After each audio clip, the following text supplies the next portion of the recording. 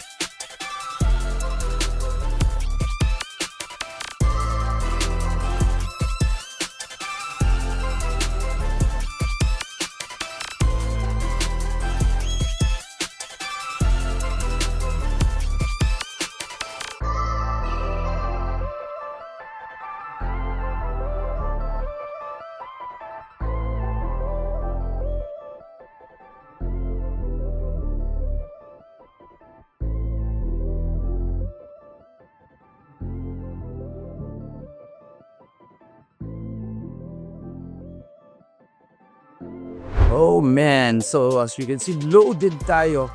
Fourth quarter lang, napaka-loaded tayo ng creativities ng ating mga bata. And it's not about the arts lang because of course it's about differentiated instruction. We have Monday for exploration, discovery, Tuesday is for discussion, Wednesday is more on application, Thursday of course, ito na, it's the arts. So these are the results of our Thursday activities, and then we go for Friday, which is evaluation. So make your weekly learning more exciting, more enjoyable by making every day a different experience for your learners. And you're gonna end up with not just madiscover mga estudyante, mga discover, but also mga artists. Because they need to be able to express yung kanilang understanding of the lesson by producing an output na pwede nilang i-demo and i-explain kapag sila na yung magre-report. Alright? So stay tuned for more, and that more is more about next school year. Thank you so much and congratulations to everyone. This is RZ signing out.